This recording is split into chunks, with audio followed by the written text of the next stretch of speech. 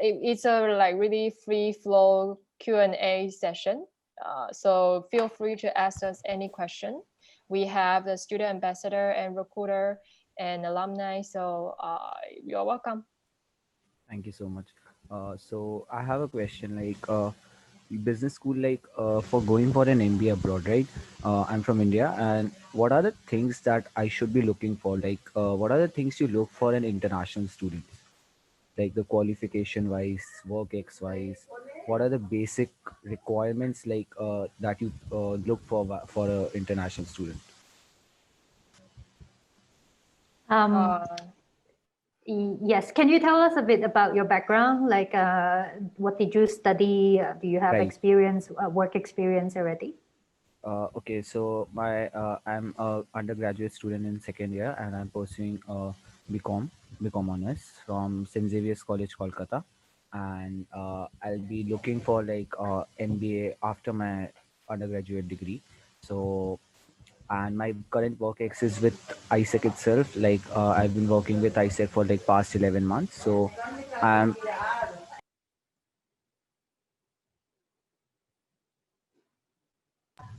so yeah, I have like 11 months work experience with ESSEC itself. So that's my background. Right. Okay. So I think there's a few things that I would want to clarify, and probably everyone here. Usually, MBA is a very common terms when everyone thinks of a master degree in business. So for business school, what we actually have many different programs, and when you look at master studies in business, generally you have the MBA, which is a post experience master degree, which means it's designed for students already with usually at least 3 years of work experience. And it's important that these candidates to have managerial experience. So someone who already have an existing foundation in their career, that they're already very clear of what they want to do and what they want to achieve, and have done some management responsibilities. Let's say it could be a human management, like managing budget, managing projects, something that they have in their belts, basically. And then there are younger programs that is designed for students who are a bit younger. Those are the pre-experience program. That means someone who have recently graduated and may not have a lot of managerial experience yet, but they know that they want to pursue a master because perhaps they are lacking some specific or specialized skill sets, or they are looking for basically a change. Maybe it's geographically they want to move out of their home country or the city, or they are just ready to not ready to start working yet, and they want to prepare themselves better. Let's say their undergraduate may not be enough, for example. So if you decided to do an MBA, then I would really recommend to wait for at least 3 or 4 more years after you graduate, and then to get more work experience before applying. Because if you go MBA that does not require work experience, to be honest, it's not going to be recognized as much. The schools that accept students without work experience is usually not considered as really good programs, because the accreditation of an MBA would require the school to admit students that have at least certain number of years of work experience. If not, those programs may not be accredited. So when you're looking at business school, a lot of time they would say, oh, I am a Triple Crown business school, or I have this accreditation, AACSB or AMBA, or that's one more. So basically there's 3 different accreditation.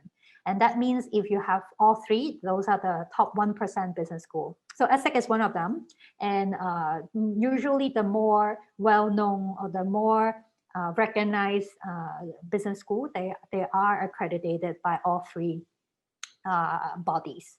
So in order to do that, you cannot admit someone who have only 1 year of work experience into the MBA. So that's the MBA. So let's say if you feel like you're not sure what you want to do and you just want to get out and to start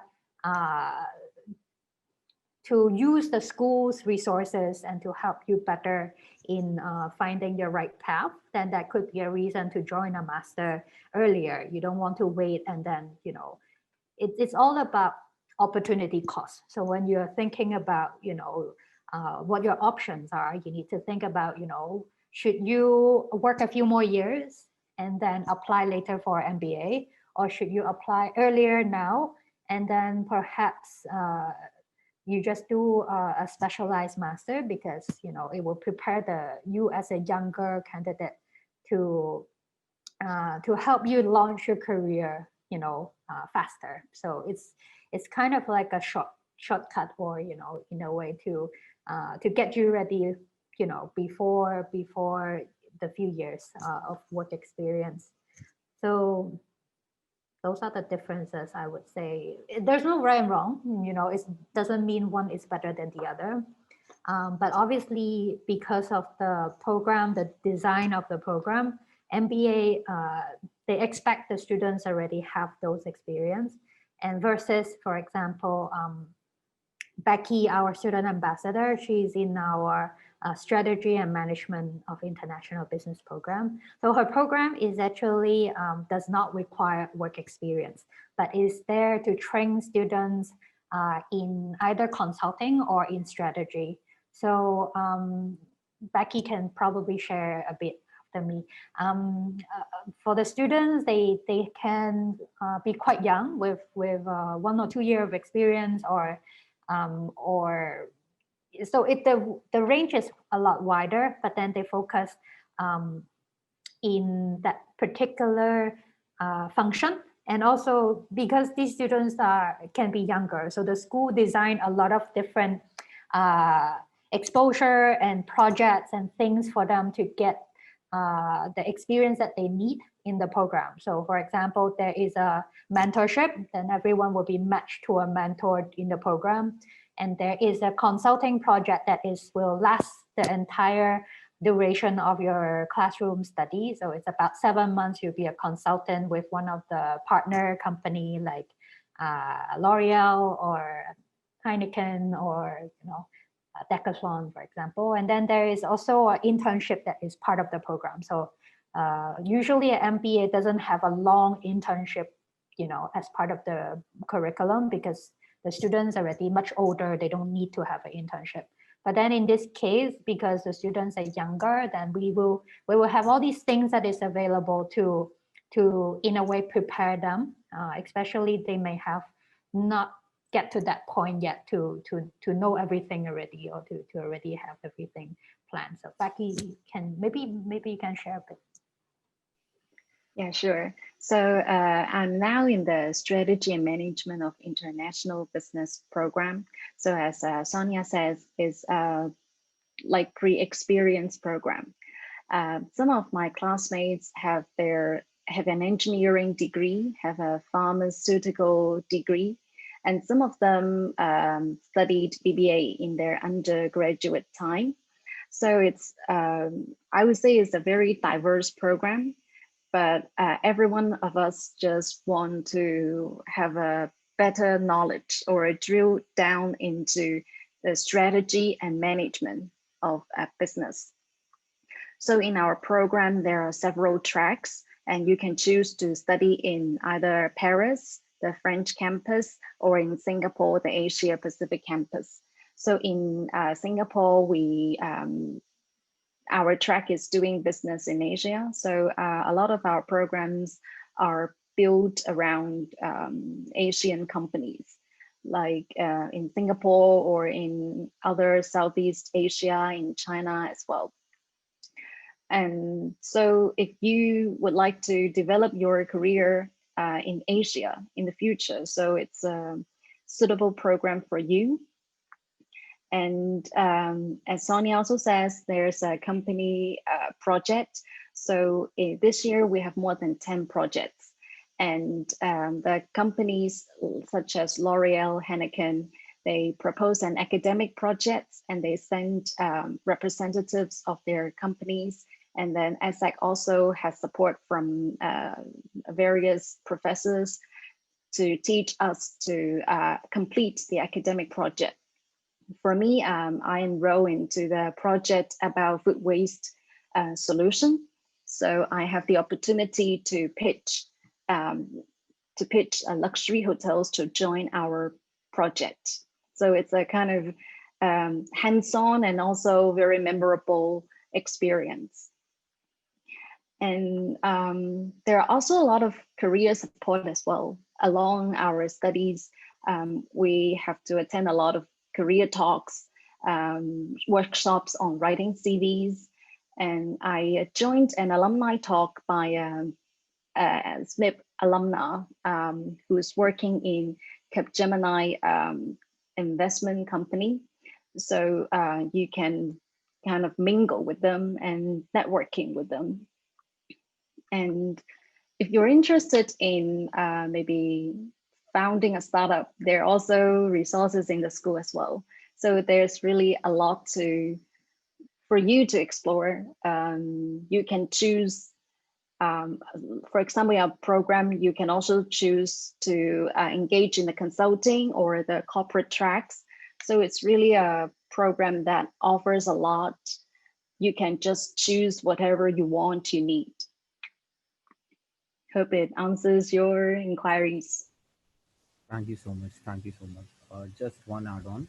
So, what kind of experience, like, is there any particular field of experience you prefer for your MBA, or it's just like any works for you?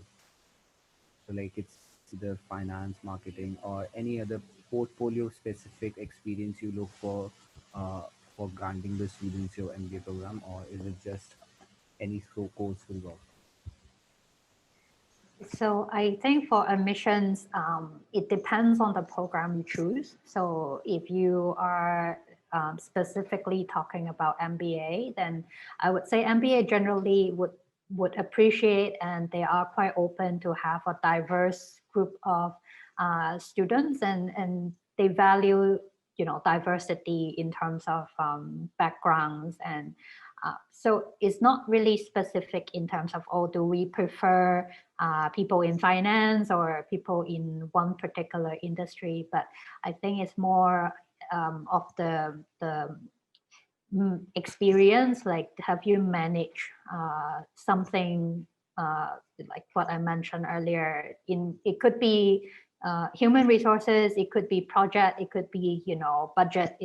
So, you know, in your own achievement, what have you done? And you just need to make that argument. So but if you're looking at other programs, for example, like let's say if you are going for a more specialized program like marketing or finance, and obviously we would prefer students to have some relevant experience. So if you're applying marketing, that you should have marketing experience.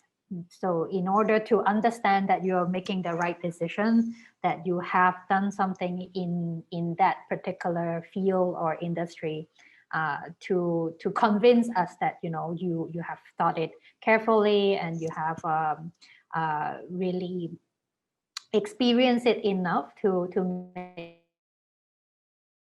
that choice. So I would say it really depends on the which program that you end up applying.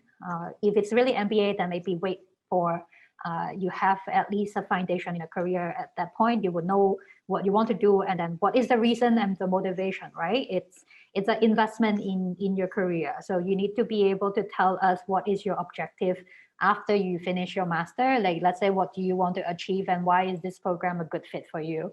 And it's not just, you know, you want to have a piece of certificate. It's not just you want to have a master degree, right?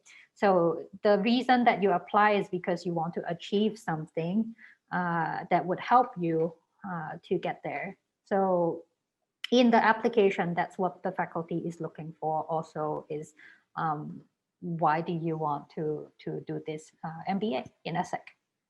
Is that just because of the brand, but that's not a good enough argument. And then you need to understand the program and then find a match in terms of how it fits into your objective. So it's quite specific.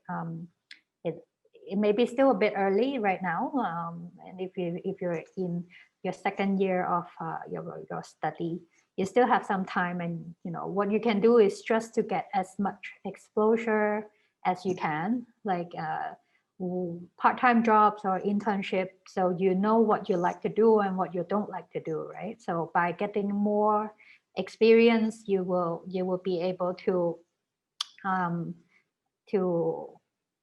elaborate that in your application by sharing your personal stories. Thank you so much, Sonia.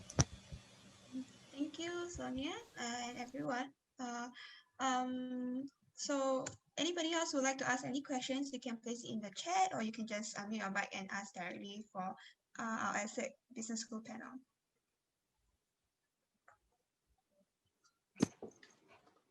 Or if not, like, we could take a picture first. If everyone would like to on their screens, like if you're comfortable with it, yeah. And we'll take a picture right now.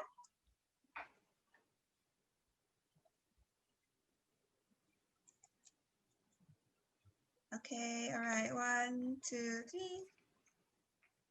Okay, another one. 1, 2, 3. Okay, Ken, thank you. Thank you.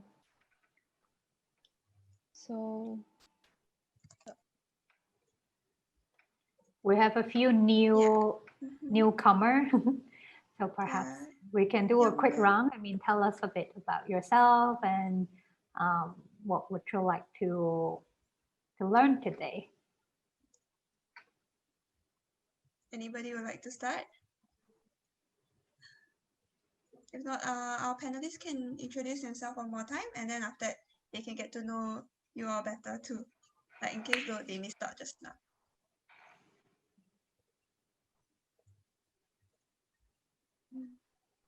So you start with Maurice. Oh, okay. Yeah. Oh, I thought Sonia would do her part again. Okay. So hi everyone, I'm Maurice. I'm from ESSEC Business School. I'm an alumni from GMBA program, but also I now work for ESSEC Marketing. I'm the counterpart of Sonia. Very happy to meet all you guys today. And today we also have a student ambassador with us, Becky, to answer all your questions. So feel free and just any question, just shout it out. No problem. We will just figure it out together. Thank you.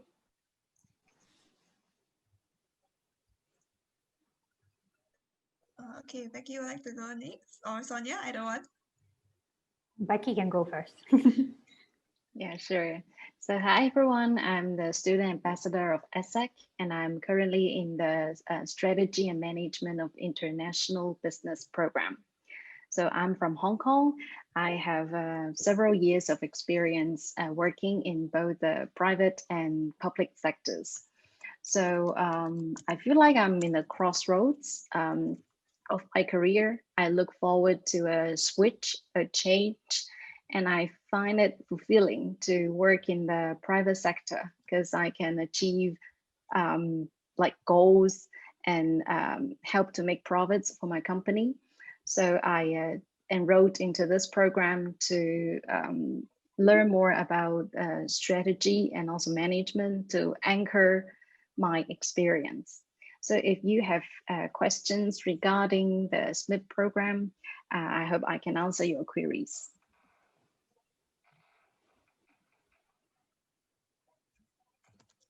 Okay, so I guess I'll go next. Hello, my name is Sonia. I am also from Hong Kong.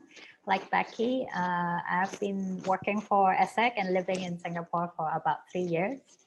And in ESSEC, what I do, I handle the pre-experience master portfolio. So basically everything that would not require any work experience to apply to. So pretty much everything in ESSEC other than the executive MBA and the global MBA. So that's why we are here. I mean, we want to tell us about your options that, you know, when you graduate from your study, you don't have, I mean, between going to grad school and working, you have options. So, and there are a lot of things that as a school that we can provide to help you launch your career in the right direction or in the right door, for example. So that's what we are here to do. And a little bit about me, myself. So I have lived in a few places. So I live in the US and I have lived in Africa. And obviously I have lived in Hong Kong and work in all these different places. And I have also been working in a business school in recruitment for many years now. So I've been working in graduate school recruitment for, you know, I'm not going to share exact year, so to review my age, but long enough. So, you know, this is always a conversation that people like to ask is, you know, what if, should I start working first or should I, you know, do my master first? And it's very common, I think, in the city, right? Like in Singapore and in Hong Kong, that we tend to want to work first and maybe do a master in a few years. And then it's very common for Europeans or Chinese students to want to do their master immediately and then figuring things out later. So to be honest, there is no right and wrong. I think it's really about the culture and the society and the expectation. And also it's about, you know, what can you get, right? So up to a certain extent is, you know, if you have a good job offer, then I would always recommend you to work first to see how it is. To get some experience in the job market. But let's say if you're not able to secure something that you like in the right direction, then if you feel like you're just doing it because you have no other choice, then I would say maybe doing a master is a better option. So you know, your career in your 20s is going to be important. I mean, it's like compound interest, you know, the longer you wait, then there is, you know, tougher and there's more opportunity costs become higher to leave your job to do your master. So imagine there are other reasons going to stop you from doing it. So it can be relationship or it can be, you know, your salary is getting bigger and bigger. So to give it up, it's going to be tougher, you know, in 5 years later. So, and obviously, do you really need to have a master is another question. It's definitely a luxury. You don't die without having a master degree. But, you know, it's also something that can be useful to break certain ceiling. Maybe one day you will have something that keep you from getting the promotion or the salary raise because you don't have that extra qualification. So by doing it earlier, then you just clear that obstacle. And so that's also one of the consideration. So, you know, these are all personal choices and decisions that we have to make. And we are here not to tell you what to do, no one can, but obviously to help you to make the choice yourself. Okay, thank you, Sonia. I think Yong Liang, you want to ask any questions regarding ESSEC Business School or Masters or anything they offer? If you don't want to unmute mic, you can just like type it in the chat as well. Or I could ask a question because I'm currently, I can get the conversation going because I'm currently, I'm thinking of doing masters after my bachelor because I'm graduating next year. So I'm figuring out like what do I do with my life and work. So my plan was to study. I don't know. Well, my plan was to work first, then to earn enough before I take my masters. But now, like hearing, what the different paths I can take, I am still now I'm on the fence on whether I should take my masters right after graduation. Yeah. So what do you think? Oh, you can share what do you offer? Because I read about ESSEC that if I'm not wrong, there's like 2 majors regarding the MBA. Is it? Or is it I read wrong? Because there is the global MBA. Yeah. So Okay. there's yeah. So yeah, I mean, like what we were talking about the MBA, right? So it's not a degree that you will apply to when you just finish your your bachelor degree, but it's maybe a few more years later. So if you decided to work first and focus on your career, then you can consider MBA in like maybe 3, 4, 5 years down the line. But let's say, if you are on the fence, you're 50-50 about, a job, starting work or doing a master, then that would be the pre-experienced master. So then you have a few different options. I mean, in ESSEC, for example, we have master in management, and we have, so master in management is probably the equivalent to an MBA, but it's for fresh graduate.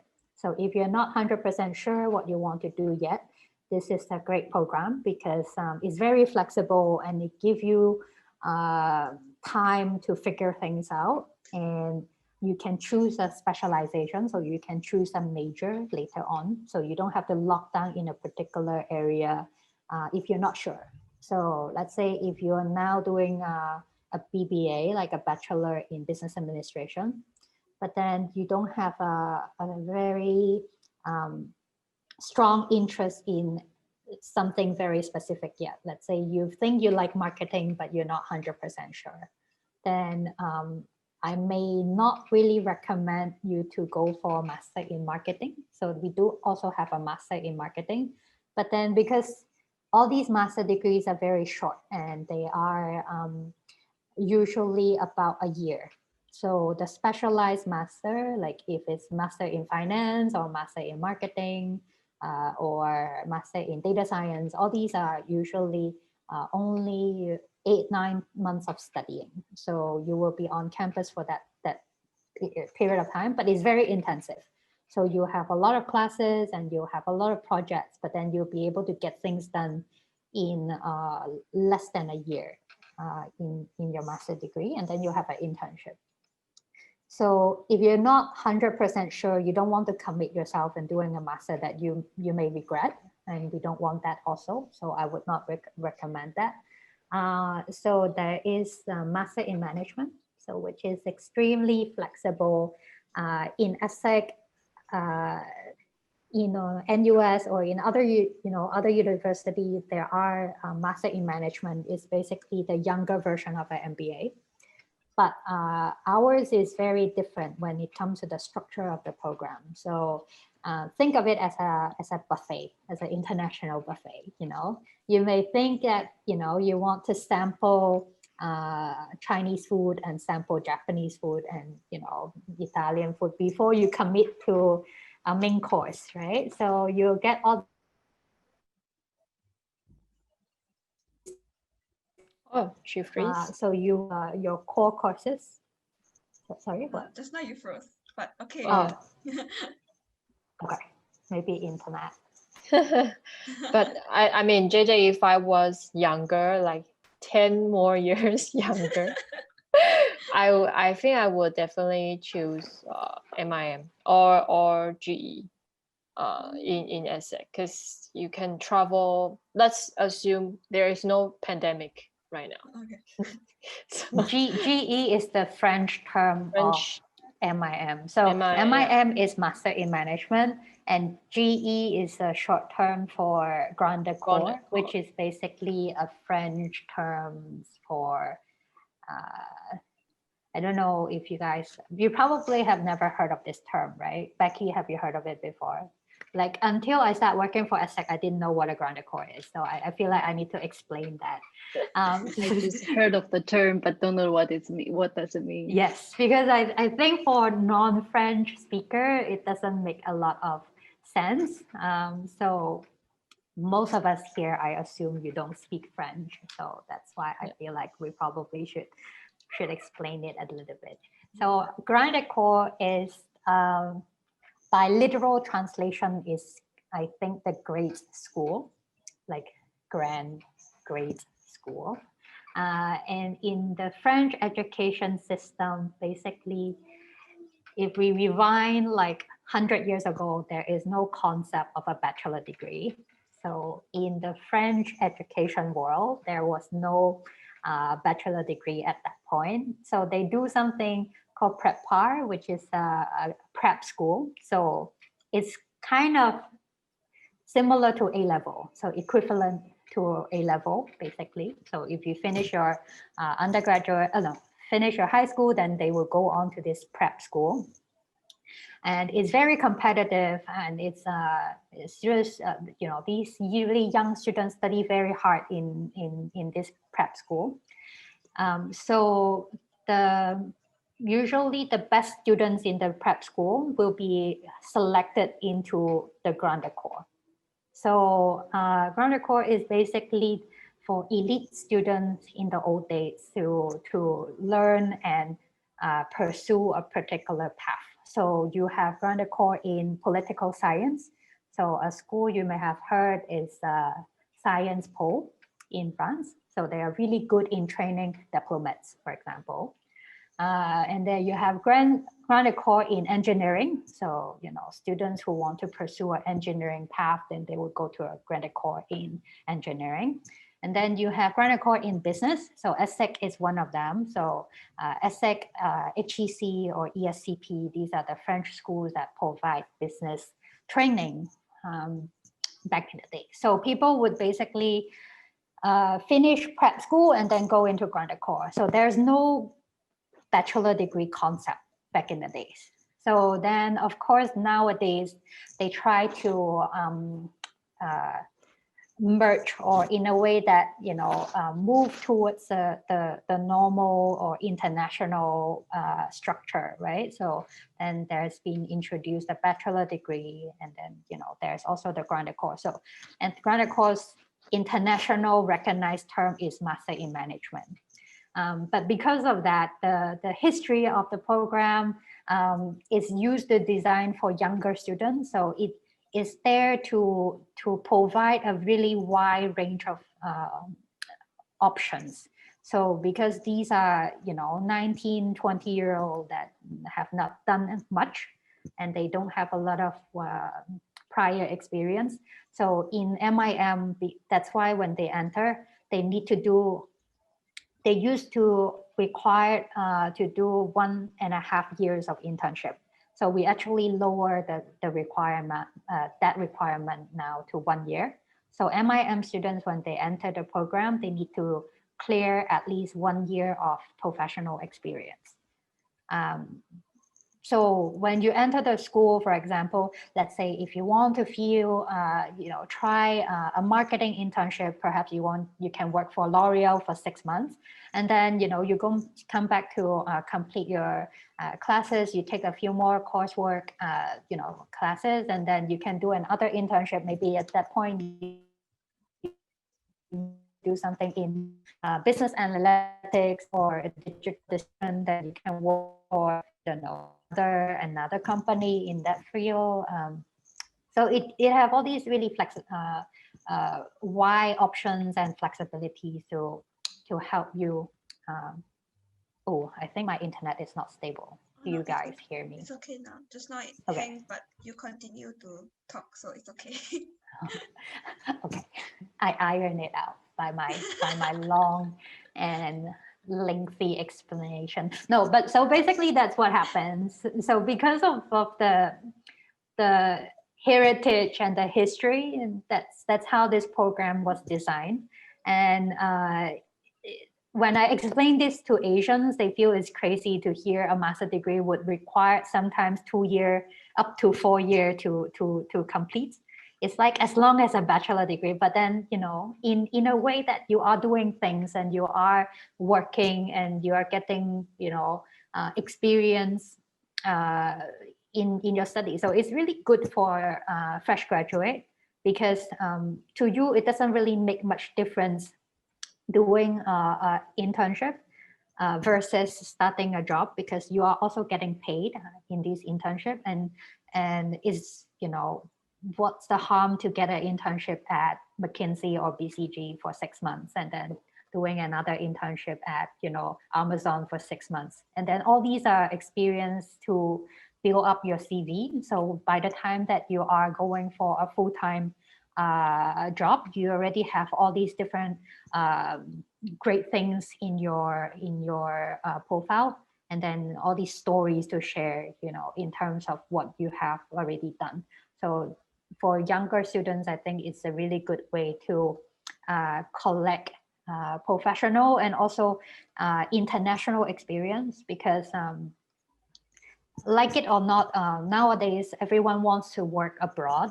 It's very common to hear that someone wants to do a master because they want to work in XYZ countries. That, you know, their consideration is basically which country is the easiest to find a job, and it's always difficult. You know, it's just the ugly truth that it's not going to be easy if you want to find a job anywhere else. I mean, it's going to be difficult in the US. It's going to be difficult in Australia. It's going to be difficult for me from Hong Kong to find a job in Singapore. So if you don't have the background, and let's say if for me 10 years ago, let's say if I want to find a job in Singapore, it's definitely not as easy as now, because I already have been working in this particular industry to become some sort of an expert, to convince someone to hire you over, you know, a local person, right? So for the younger students to go around and to achieve that is usually by internship. So leverage on the network of the school and to get the help that, you know, within your circle of connections. And also the visa would help, because your student visa from your school will allow you, well, it depends. You need to check with the school. So not every country and not every school will have the same status. So for us, for example, our student visa in Singapore here or in France will allow our students to work and to get internship without asking for the company for sponsorship. So for example, when Becky start her internship, her visa here will allow her to work here. So she will have the same competitive advantage as a local student. So the company doesn't need to worry about, oh, do I need to sponsor this person now? Because if I need to do that step, maybe I'll just prefer a local student. So in that, they can kind of test drive or you know, to give you a chance. So then you will have to prove yourself. Of course, you need to show that you are a capable person and you will be able to handle the responsibilities. And hopefully the company decided to convert you into a full-time role. But you know, that's most of the students in ESSEC. If you look at all the international students we have, the ones who want to stay end up staying usually pre-COVID time. Now maybe slightly more difficult, but then still, I think having that experience or getting that internship is usually step one of converting to a full-time job. Yeah, it's so true. It's like when I hear that you said that for international students the visa part, I think it's really how to say, it's really not say relatable, but it's good that you think of the like the school thinks of the aspect, because I think international students, from what I hear from my friends, they find it very difficult to find jobs in like Singapore or other countries that they are not their home country. So I think this is what made me like listen more. I find it very interesting at this point. Yeah. Yeah, I mean, the more you will need to start researching about the individual countries, and I think different country has different requirements. So for example, in US, they have something called OPT. Usually if you finish a degree in the US, you get a 1-year OPT. So that means you can stay for extra year. That's like a permit for you to work. But the catch is if you don't find a job, your OPT will be canceled. So even though you have this permit, but then as soon as you graduate, the clock will start ticking. So you have 90 days and the OPT will expire if you don't have an offer. So this permit allow you to work there for 1 year, but then if you are not able to secure a job, then basically by 3 months, then you will have to leave. That would expire. And in UK, it's a lot. They don't have that concept, so it's very common for students who study in UK, and when they finish, they would just have to leave because they don't have the visa, unless they find a company that hired them immediately and give them a work visa. Then of course they will have the permit to stay. Yeah. Nice. Yeah. Okay, I think there's someone that's joining. So hi, how do you pronounce your name? Hi guys. Hi. If you have any questions, you can type in the chat, or you can unmute your mic and ask our panel. So this is the ESSEC Business School booth, and you can ask them about like degrees or MBAs or even more. Yeah.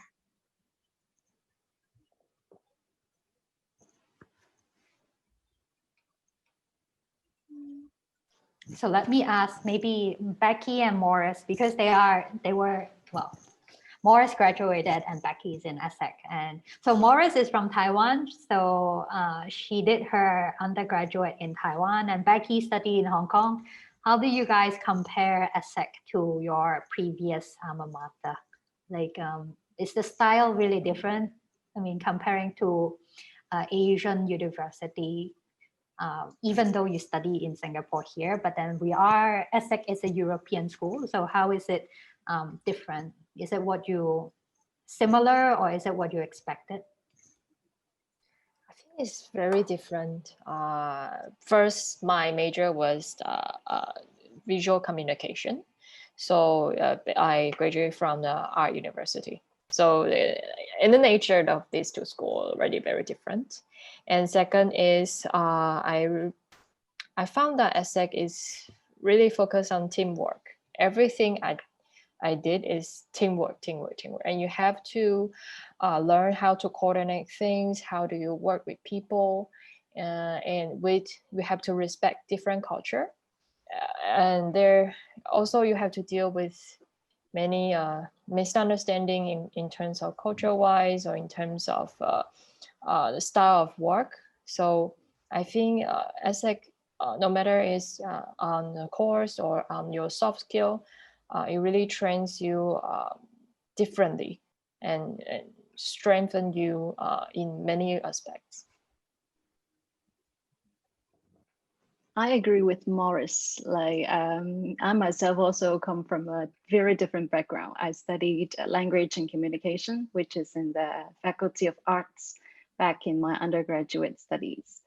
What I did then was more on research and reading essays, writing paper. And we also have classes for hosts for like a semester long classes. But here in ESSEC, courses are quite intensive that we usually finish a course maybe in 1 month's time. So it really pushes us to apply what we learned immediately after we attended the class. It's very common that, for example, we discuss an issue or a theory in class, and right after we will engage in a group discussion and work on something and present on it immediately. So I think the biggest difference is the hands-on experience. We really have to like put what we've learned into practice.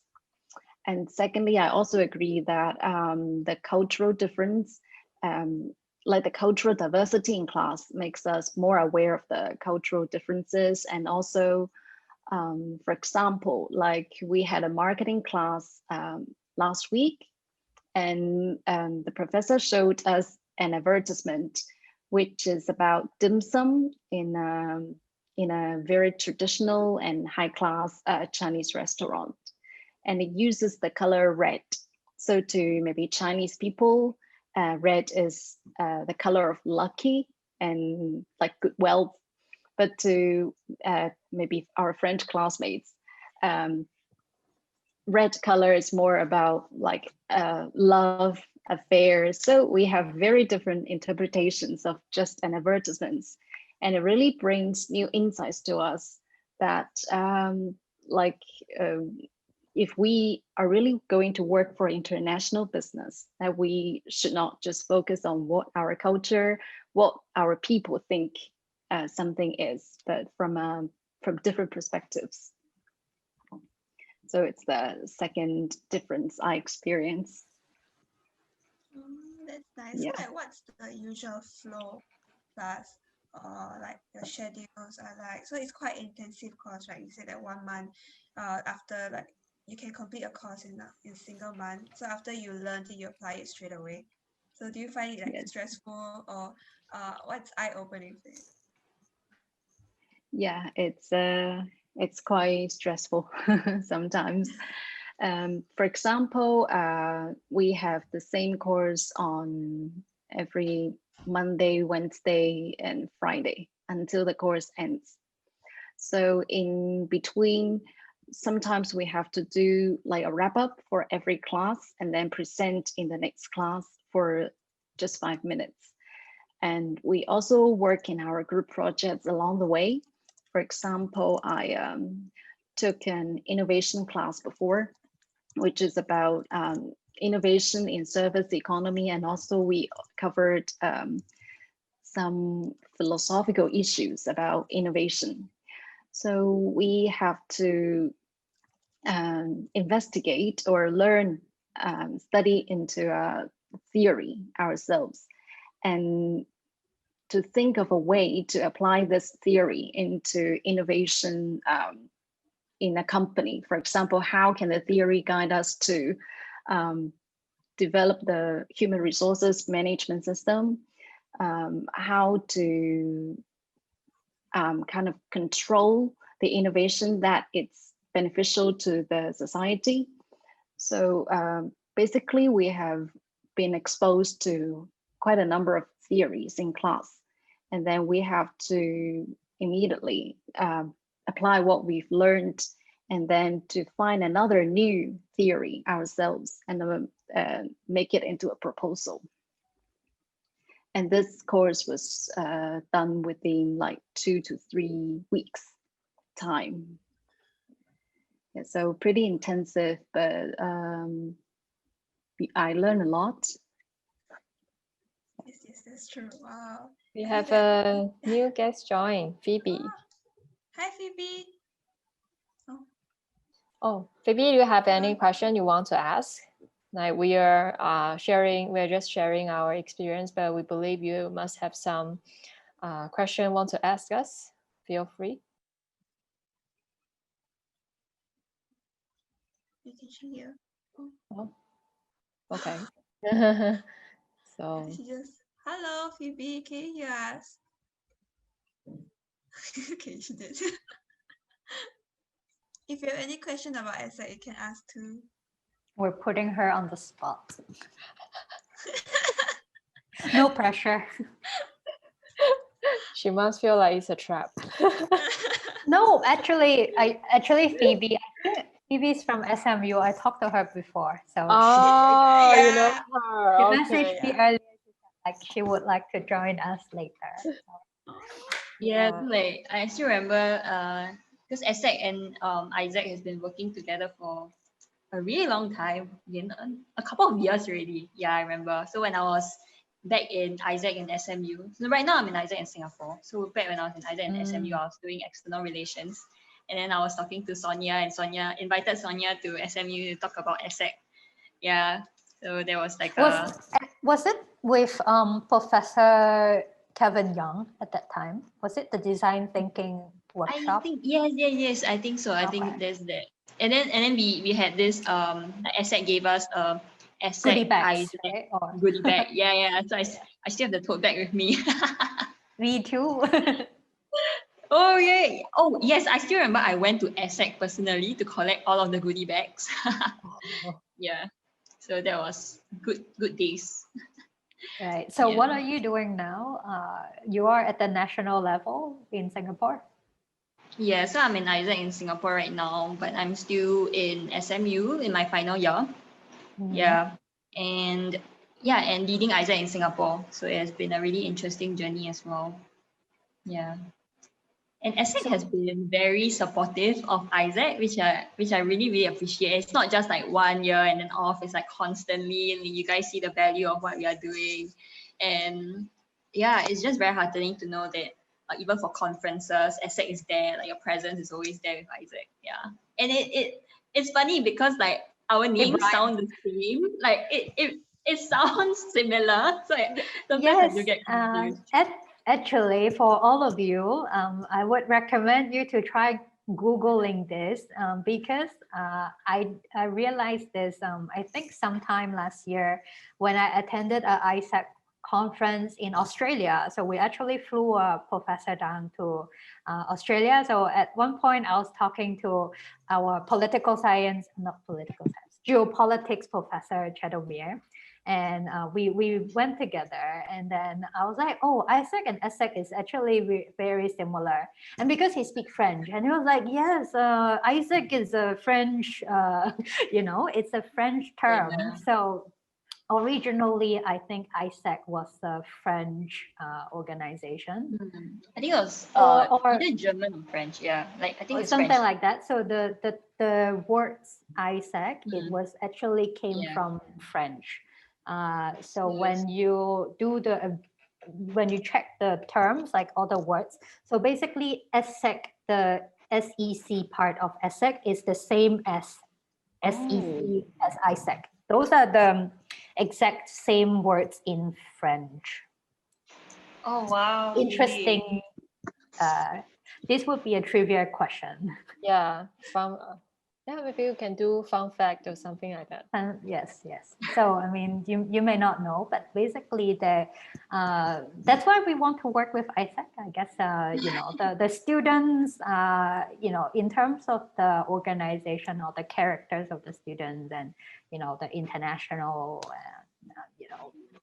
the experiences is a good match definitely for ESSEC. So that's why we try to support as much as we can. As long as I'm still here, or even if I'm not there, I'm sure our marketing will still support ISEC. Yeah, so I was just googling as well. It's like Association International des Estudiantes on Sciences. Okay, I have no idea how to pronounce it, but like I think I'm butchering it entirely. I think that's not really French. I think it's Latin. Oh, it could be. So it could be a completely, I just made it up, but then it was a good story and people believe me. No, I think it's true. It just when you pronounce, maybe it's in Latin, something like that. Yeah. So it's like Association International, like something of science and economics. Yeah. So slowly we so the expand science it. and economics, that's the same as ESSEC, I think. ESSEC is like a core something. Right. So I'm no expert in French. I think because in ESSEC, actually all the master students, they have to learn French. So probably Becky and Morris are better in more of an expert in this topic. Oh, I'm sweating now. I don't know too. Although I learned French for 1 or 2 years. Also, I learned French back to my uni. Still, I'm not really good at this. Yeah, so as part of the program, every student would have to take a second or third language in ESSEC, and usually they have to choose between Mandarin or French. So if you're a Mandarin speaker already, then you have to choose French. So that's why I think Becky and Morris both take French, right? So you guys speak French. Yes, I speak a little bit, very little bit, but yeah. Oh, I see Kenneth. Is Kenneth here? I remember he asked a question in this morning. Hi, Kenneth. Do you ask any more questions? I don't know whether when you do the meet ESSEC, if Kenneth is there. I did answer that, but I don't know who did he join. Kenneth, did you join the second part of my talk on EV? Yeah, I think I joined it. I think you were talking. I kind of forgot what question I asked. Yeah. You asked something about you are. Oh yeah, I remember. You are in NUS BBA and asked Yes. which master is suitable or something, right? Oh yeah, that's right. Yeah, because I was Okay. like considering ESSEC, Insight, and LBS, because I kind of want to work in Yeah. Europe in the future. Yeah. Okay, so if this in this chat room is whatever I say has to stay here, yeah. You guys cannot share what I am about to say. Okay. So, Okay. so in terms of ROI, like if you compare the programs, I think all these schools are very good brand names in Europe. They're very recognized. But in terms of the tuition fee, I would recommend to you to compare them. Then you will know which one has a better value.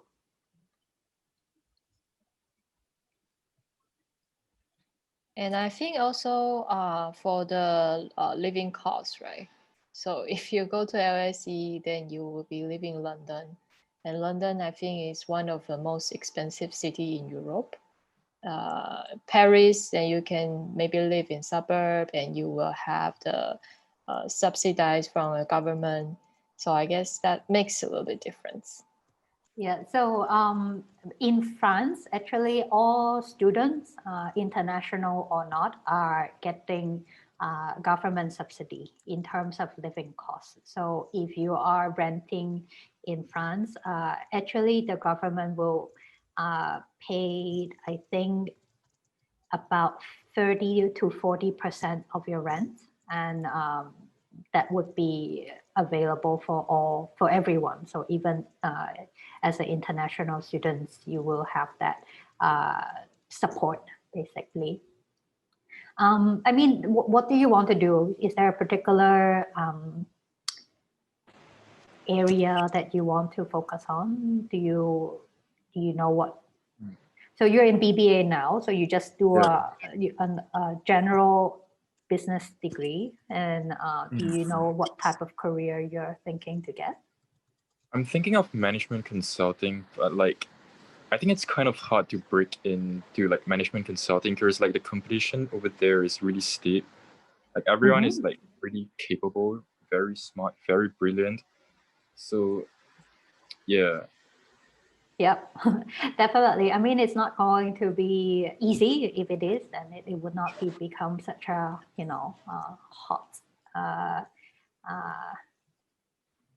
function that everyone wants to do. But then, I mean, definitely, if you're exploring or if you're considering working in Europe and in management, then going for grad school is going to really help because all these schools will have networking events, will have a career fair, and ESSEC, and I'm sure also RTD schools will have companies coming to campus. So we are, what you call those tier 1 or target school for companies to hire, right? So usually they will run hiring events on campus, and then students will be able to connect with them.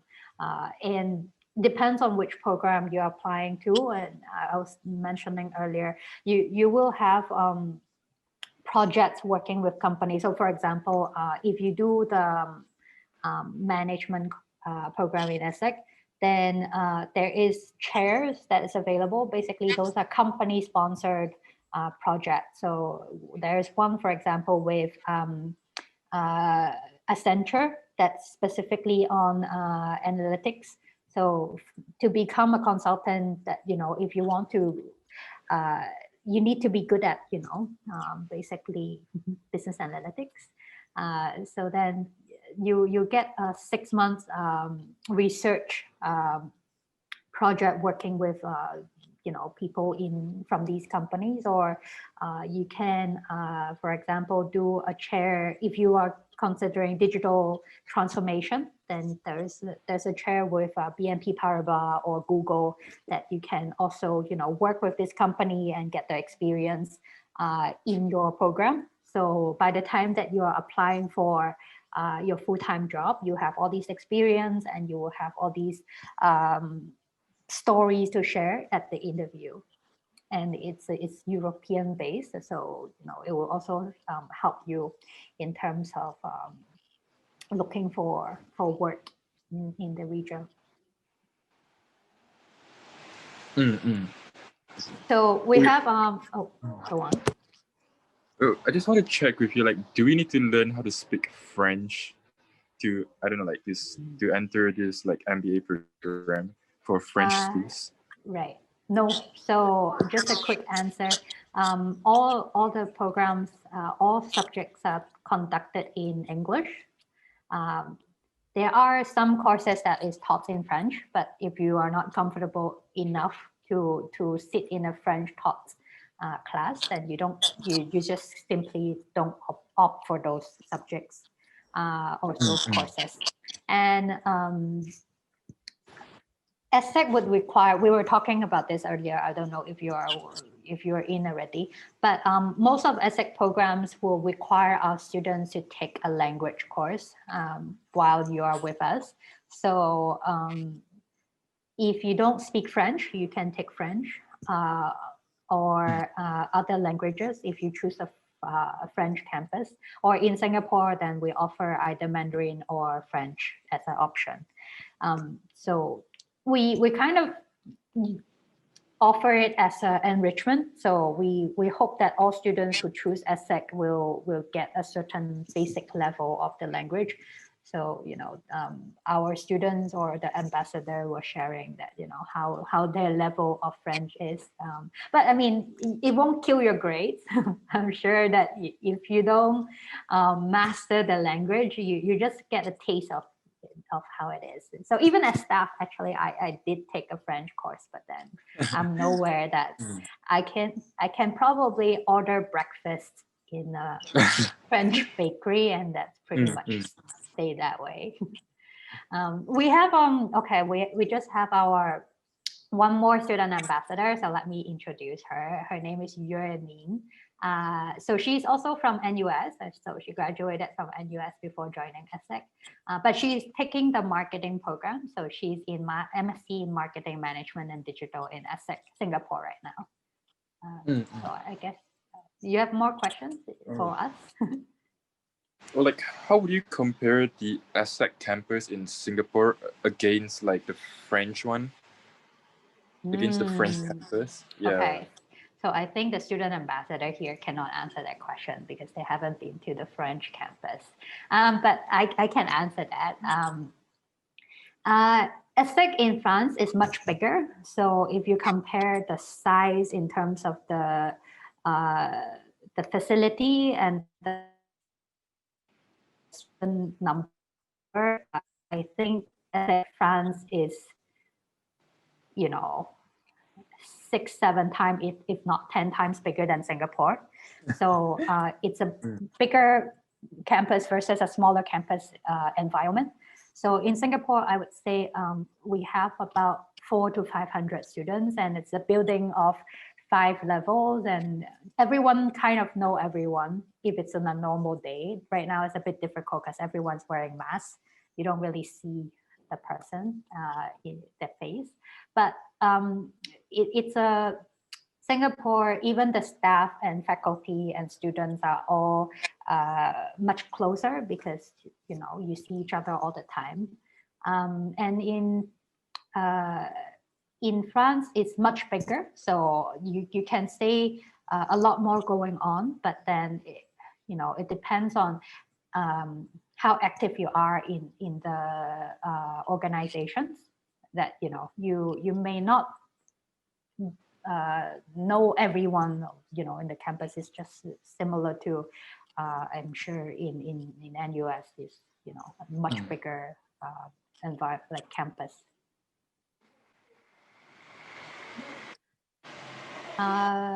Yeah, but then in France, we are in a suburb. So just to give you that idea, we are in a suburb of Paris. So it's an area called Cergy.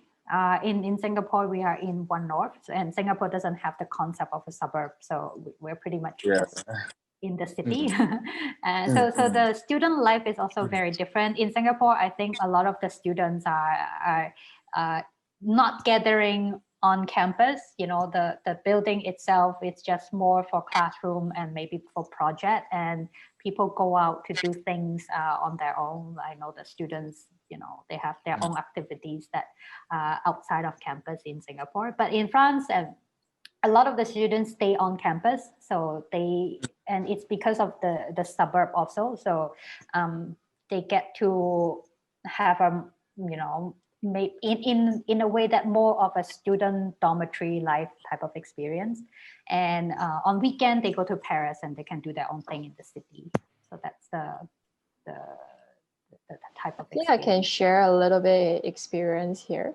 So first, the campus in Paris, something is really cool. Like we have a bar in the campus.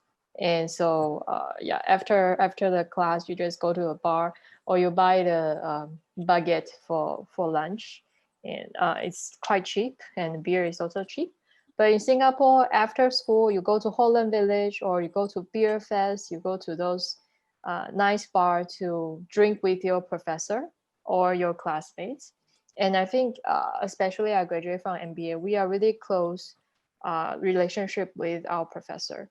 So after the whole course is finished, we just go to Holland or go to the bar nearby, have a drink, catch up, and sometimes the ACAC director will also join. So it's very, the kind of intimacy is something you don't enjoy in Paris, I think. So that's the difference. I think Singapore campus is more of like a boutique, and everyone is really close to each other. And in Paris, you have more distance between people, but it's like a big campus, that kind of life. So it's pros and cons. I like both. So it really depends on your preference and what's the goal you want to achieve. Yeah.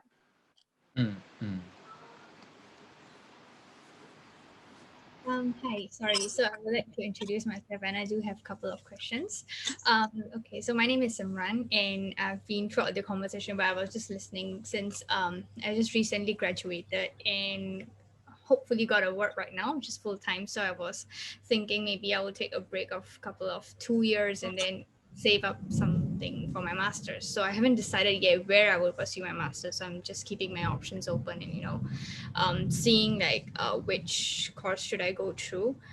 And I was just curious to know like what kind of engagement opportunities are there if a person enrolls here in Singapore or if a person enrolls back there in France. Like for example, we are getting language courses, right? So do we have opportunities to maybe converse or get to learn more about the culture here itself in Singapore, because some of the people who are not able to go there in France. So I want to know like what kind of environment is being created here. Perhaps Yuaning and Becky can answer that question. So if you do visit our campus in Singapore, you actually don't really feel like you are in Singapore. We do have a lot of Europeans here. Do you practice do you guys practice French with your classmates? Yeah, I do. Like before exams, I was preparing my oral exam. So I always ask for help from my French classmates, and they did the same. Like when they have the Mandarin exam beforehand, I will help. So it's like the language is also another kind of lubricant, you can say. Like we can use language as a common topic for conversation to start off. So we are pretty close. Yeah. Yeah, I agree with Becky as well. And when you step into the classroom, you'll hear exuberant use of different languages from French to Chinese to English. So honestly, there are so many instances when we can practice a whole range of languages at one go, honestly. So like, I don't just, besides just talking in real life, some of my French classmates like to text me in French to try and test me. But it's really sweet of them because it's in their good nature to try and help me improve as well, and then vice versa, they'll ask me for like Chinese help as well, and then I can help them with their Chinese. So it's a very collaborative environment, and everyone's always here to help one another out. Yeah, thank you. That's interesting to know. And I also wanted to know more about like since if a person wants to, work part-time and then study also. So how is the like workload? Is it like too flexible, or is it like too overwhelming for a student who wants if the student works here itself in Singapore? Perhaps Yeah, sorry. sorry. No, go You ahead, Morris. So sorry. Okay, yeah. So I worked at the end of my last term, because in the very beginning it was really packed. But I know some of my classmates, they are really good at time management, and they're really capable to take one or two internship at the same time. As long as you don't affect your assignment, you don't affect your courses, it's fine. So what I did for the internship was a marketing role. I think it's fine, and I arranged with my employer, said, okay, I will give you a certain time, like maybe Tuesday and Thursday, I will go to the office, and the rest of the task I will do it remotely. So it really depends on your negotiation with your supervisor.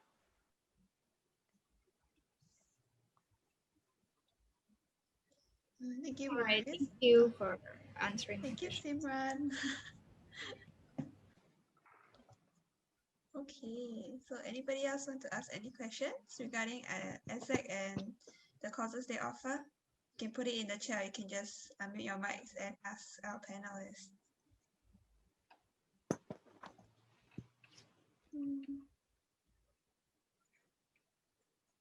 Okay, then I'll ask some questions then, because I'm still curious about ESSEC. At first I was interested because I got to know ESSEC through this event. Like when they asked to facilitate, then I saw that I'm facilitating this school, so I went to research, and I noticed that like it's a European school, so like French. You teach courses in French and Mandarin and English as well. So that's what caught my eye. Because I'm quite intrigued in European culture. And I would like to ask, like, let's say if I have a friend that is interested in doing her master's, but haven't found a school yet, and then I introduce this school to her. But now, if she's interested in going to the French campus, like in France, are there any restrictions now because of like the COVID, the pandemic, and yeah, these things? She's from Singapore, by the way. Yeah. Oh, I can answer that. So, as of now, as of this year, actually, we do teach in dual method. Basically, we commit to offer classes in person as well as online. So all the students who started this September, they have the options to come into campus. Let's say if they're already in Singapore, that they can join directly on campus. And for those, the international students that are outside or they are not in France, then they have the option to take classes online until that they are ready to travel.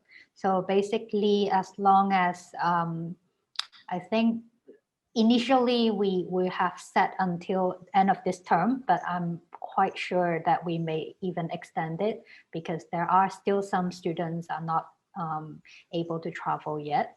So everything is live. So there's this thing called student hours or student business hours.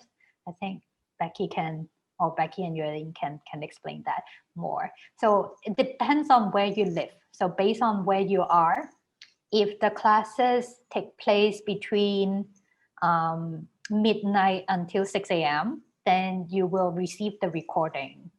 So for example, if someone is from the US and they join the Singapore campus, but then the classes will take place in our morning, that, you know, it's basically midnight or crazy hours like 3 a.m. for them, then the school will provide the recording, then they can watch it later on. But if it's between 6 a.m. to midnight, then the students are required to attend on Zoom live. So they will not receive the recording. That forces them to come in and to participate together with everyone live. So even though it's online, but then they are expected to participate in the classroom.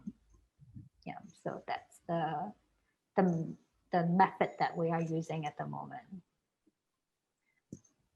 Yuening and Becky, do you guys want to share some your personal experience? I think Becky more because I think she started the program that way. So she arrived in Singapore when, like October, right? So you did the first month in the first few weeks on Zoom. Yeah. Yes. How was that? But luckily, Hong Kong and Singapore doesn't have time difference, so I can attend classes like in usual business hours. But one thing I find that the advantage of using Zoom is like the school is not really strict about whether you have attended on Zoom during live class or in class. But if like we request, the professor will allow the school to send the recording to us. For example, I myself have a bit of difficulty in learning about finance. So it really helps a lot when I can like go back to the recording and do the course and maybe add some parts again.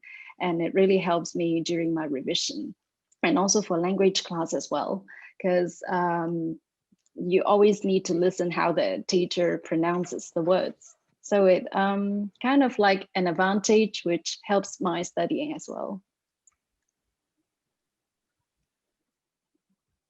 Yanni, you want to share any examples or? Well, most of our classes are conducted in English actually. So for a lot of like my friends who are I have a classmate who came from Canada, and I currently have a classmate who's in Germany, and she's not able to fly out to Singapore yet. So they are able to take the classes online via Zoom according to their waking hours. So if let's just say the class in Singapore starts at like 5 p.m., it's like 5 a.m. in Canada. So what that classmate did was that she would wake up at 5 a.m. to take the classes live. But if the class is like at 8 a.m. in Singapore, then obviously she might be sleeping at that time. So it's all right if she watches the recorded version on her own time. As long as she catches up to the class and she's not falling behind, it's really okay in that sense. It's quite flexible. So it's also about what Morris mentioned just now about time management and how you're able to juggle between the time differences and your academic commitments. Okay, that's good. Okay, thank you. Yeah, so this is a bit unusual. I mean, also for us, it's the first time that, you know, to be honest, I think most of the world is doing this the first time.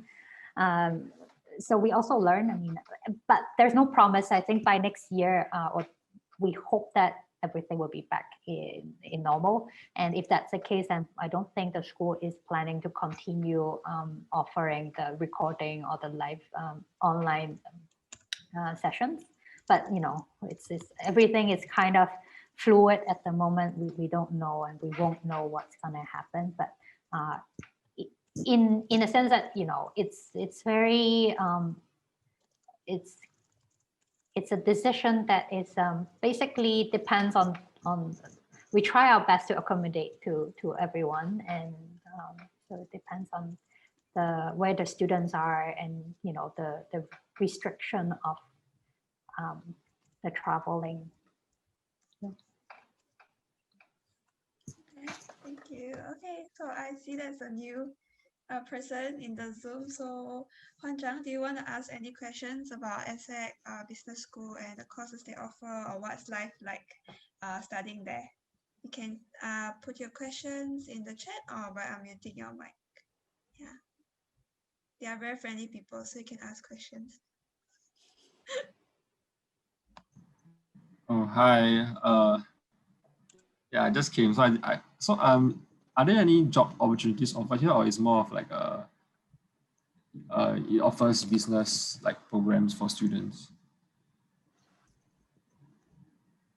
This is more for the graduate program. So there are jobs that is available for students, but then you have to be a student in order to apply to the part-time jobs that we have, for example. So for this event, mostly is for students who are considering or comparing between getting a job versus applying to grad school, and then we are to give that alternative option, to help you if you have that, as one of the consideration. We can talk about grad school. I see. How long will the grad school program be for, like maybe an MBA? Is it 2 years? Most programs are 1 year, and depends. For example, if you don't have work experience, let's say if you want to do your master earlier, then I would recommend maybe master in management. Then in that program, it would actually have work experience offered to the students. So students are required to do at least 1 year of internship during the program. So you do while you are studying, you are also getting internships or getting work experience at the same time. So for example, if you look at our students, give you one of the example in the Master in Management program, he's also, he did a 6 months internship at Amazon with in Luxembourg in Europe. So he's Asian, so he's coming from Asia and then studying in France. So during his study, he spent the first 9 months in classroom, and then he has an internship with Google in Paris as a part-time job, and then he did a 6 months internship with Amazon in Luxembourg. And then he went back to the classroom and completed his academic requirement. And then now he's doing another internship / apprenticeship in BNP Paribas, which is a bank in France, but in digital disruption, so more on the strategy side. So in that case, this student is basically prolonging his program. His master degree will take in total of 3 years, but his classroom learning, that portion is only roughly about 15 months, and everything else is basically professional experience. So how do you consider, that? I think for younger students, it's actually a good way to get exposure, especially working in Europe, and with the support of the schools and the advantage of the student visa to allow you to work there.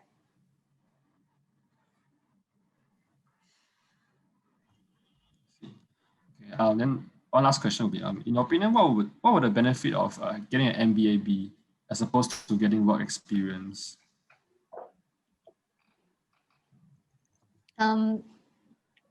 Getting a master degree is good. in a way to,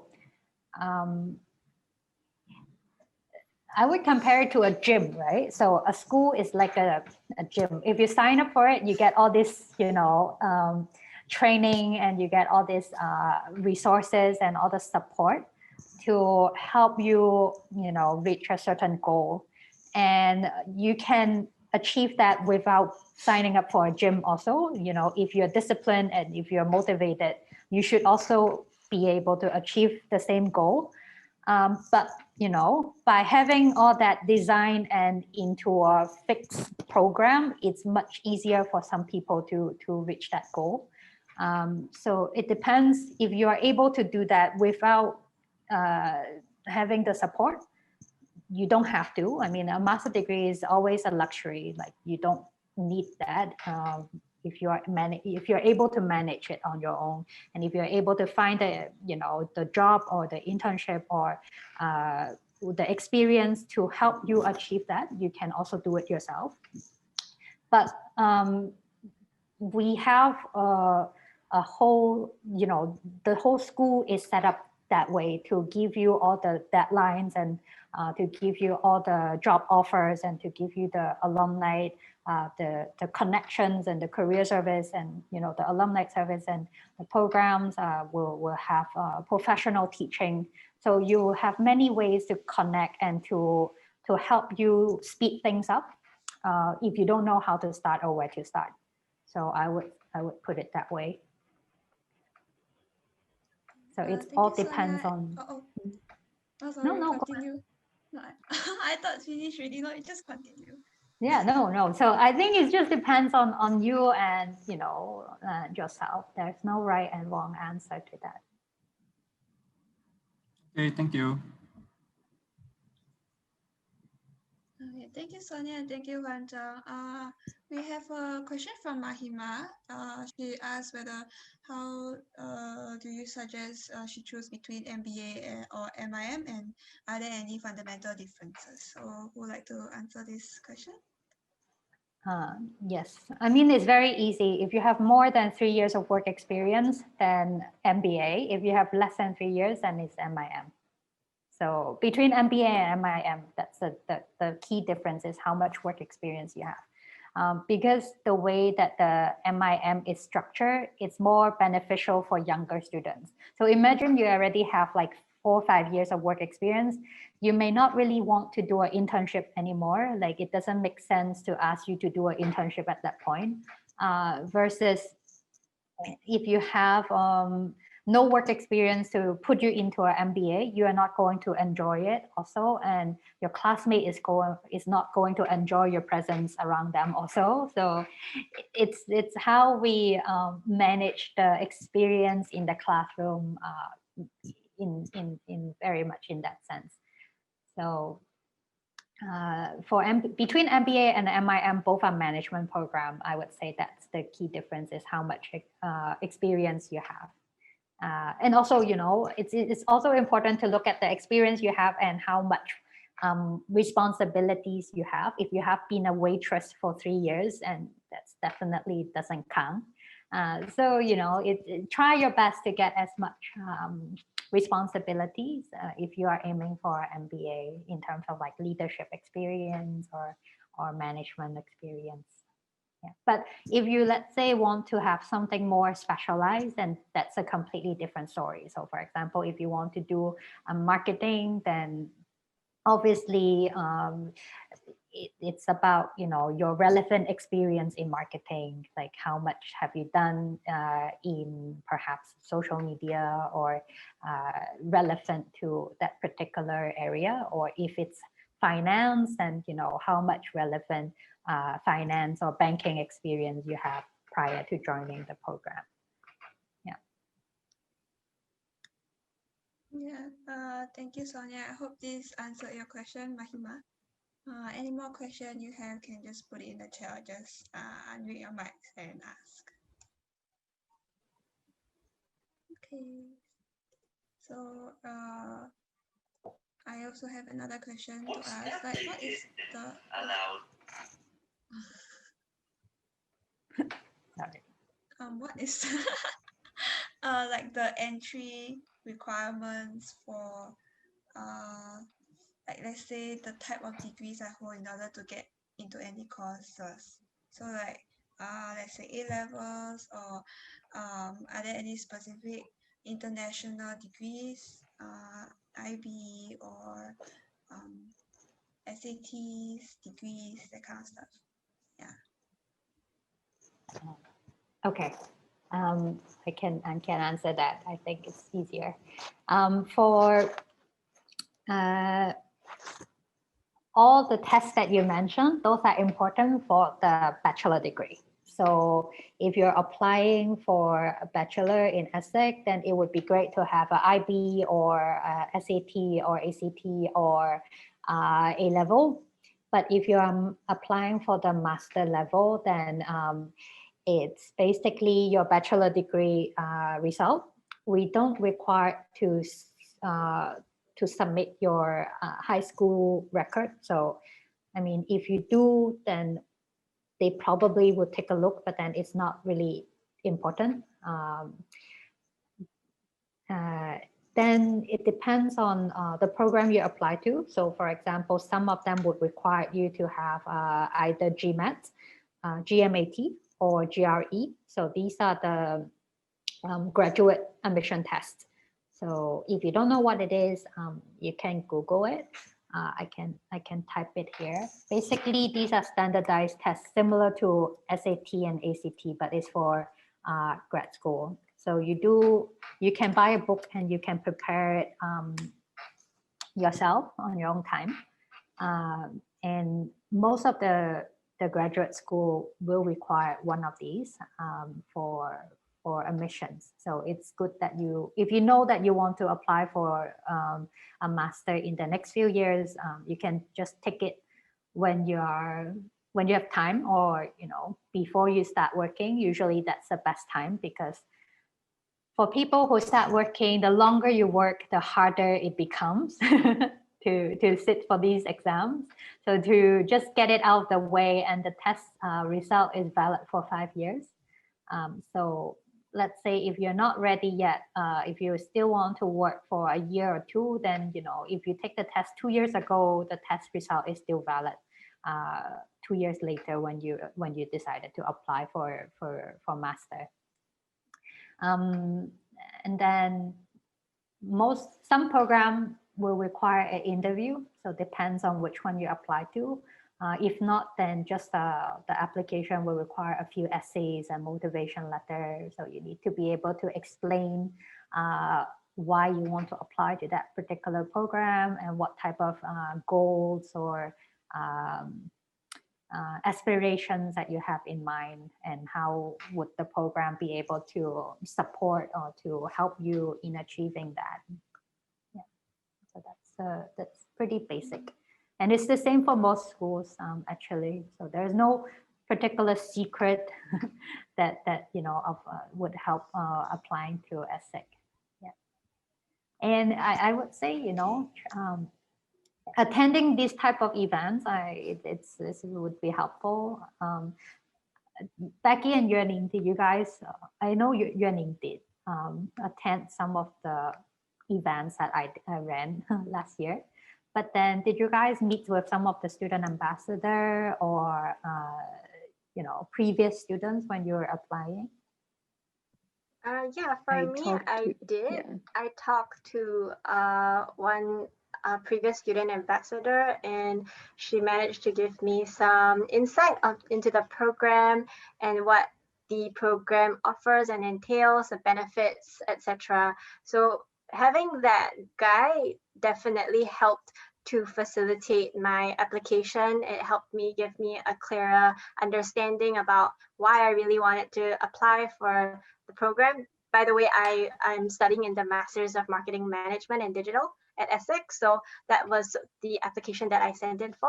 And yeah, I think overall it was generally a good experience to attend these like networking functions that Sonia sometimes organizes. But of course, because of COVID, these networking sessions have not really happened, but hopefully they'll happen soon again. That's why we're here. So because of COVID, we are now doing this online, right? So So, I mean, there are many events that not just ESSEC, but most schools run on a regular basis to connect candidates to faculty or students or alumni. So take advantage of those opportunities or experience. And a lot of times you can find out a lot more than talking to the staff. And definitely, I mean, I'm there to share the official, well, not official, but like, you know, a good view of what we can offer. But the more, if you talk directly to a student, then you get to know a bit more about what's going on in the real, you know, in the real student's life, that perhaps you find more interesting than the brochure basically recite by me. Yeah, thank you so much, guys. So we have some new people in our Zoom. Monroe and Ashley, do you want to ask some questions to our panelists? This is the ESSEC Business School post. You can ask questions in the chat, or you can just like unmute your mics and interact with them. Yes, we've been very lonely, so please ask questions. Yeah. You've been doing well. Oh, thank you so much.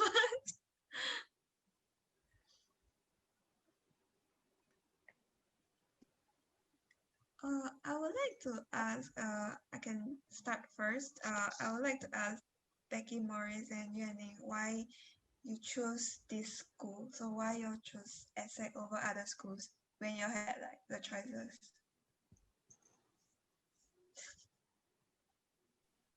Who wants to go first? No, okay, I start first. But because mine is really, it's really simple. First, I have a French husband, so he's from Paris. So we don't know whether if we will stay in Singapore for long. So at the time, we already moved to Singapore for 3 years at the time. So I want to have a career breakthrough. So I asked my husband whether I should do the master degree or MBA. So he said, okay, let's just do an MBA. So you will meet, you have a better networking, you meet more mature people, since I was a little bit aged at the time already. So I choose MBA. And then when I search MBA program, okay, you have NUS, you have SMU, you have all the local school, but you also have INSEAD and ESSEC. And we discussed that if we want to go back to Paris one day, and I for sure I won't be a Tai, right? So I will just find a job over there. And what will bring me the most value to choose the right school on my resume? So it eliminate all the top schools in Singapore, you see. So naturally, I think about ESSEC and INSEAD. And then when I check the tuition fee of ESSEC and INSEAD, I realized if I want to get the best ROI, then there's no other option but ESSEC. Because if you check INSEAD tuition fee in MBA or in other masters, it's really pricey. So it's very different approach, but to a French, no matter you go INSEAD or you go ESSEC, they are both very good school. So if I need to choose, and I check with my back loan manager, so I will be only be supported by the ESSEC tuition. So I just go for ESSEC. As simple as that. Nice. Okay, Becky, I'm going next. For me, I would wanted to have both a career switch and also a location switch. And then I picked Singapore as like for maybe a long-term development, career development here. And I also looked through other local Singapore universities, but I didn't find something that suits me.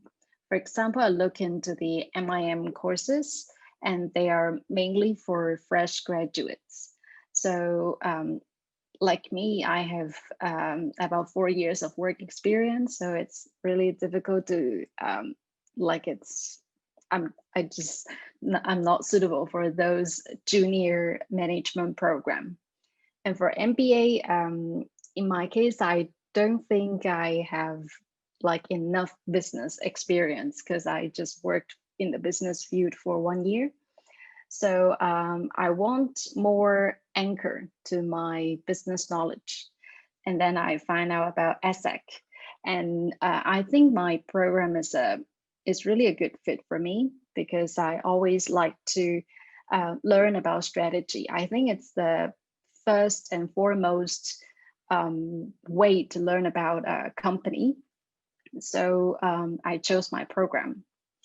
And yeah, as Mara says, I think ESSEC programs, it's really like economical, I can say, like the ROI is really high. So I picked ESSEC. And of course, I grew up in Hong Kong, so I feel like I've already studied in the kind of like Asian style for a long time. I wanted to have a change as well. Yes. Maybe Yuning, you want to share? Can share something? Yes. So for me, I study in the Masters of Marketing Management and Digital course. So upon graduation from NUS, I first went out to get a job. So I have prior working experience, my first job was in marketing, and that developed a further interest in the field for me. And I wanted to find a school that offered not just marketing masters, but a digital marketing course.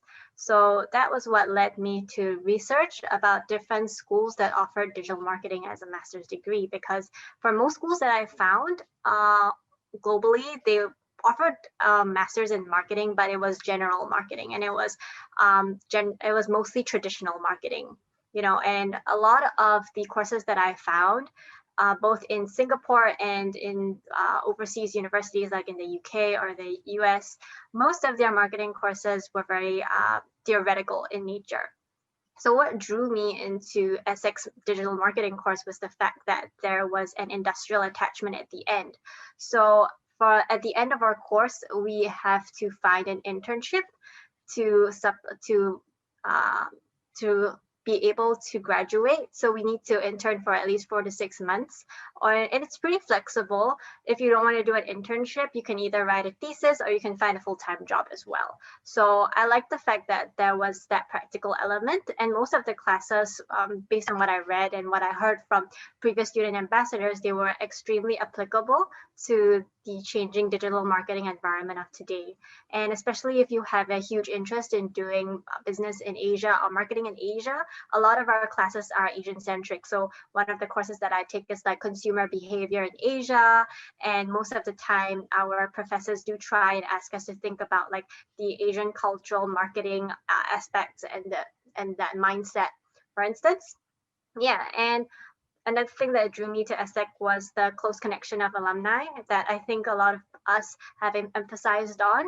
And it's the fact that it's a very tight network of alumni who's always willing to help students. So I think one thing that I have definitely noticed is the fact that our alumni are extremely helpful, and you can always reach out to them over LinkedIn or over Facebook. If you have those kind of internal Facebook groups for the courses, yeah, you can always reach out to them, and they're very, very happy to share about their work experiences, advice, etc. So I think it's this close-knit network that I wanted to also be part of.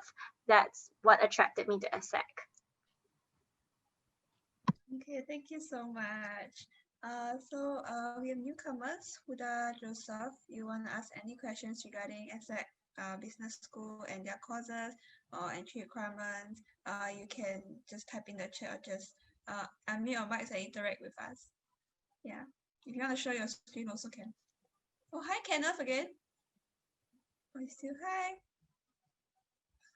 Welcome back.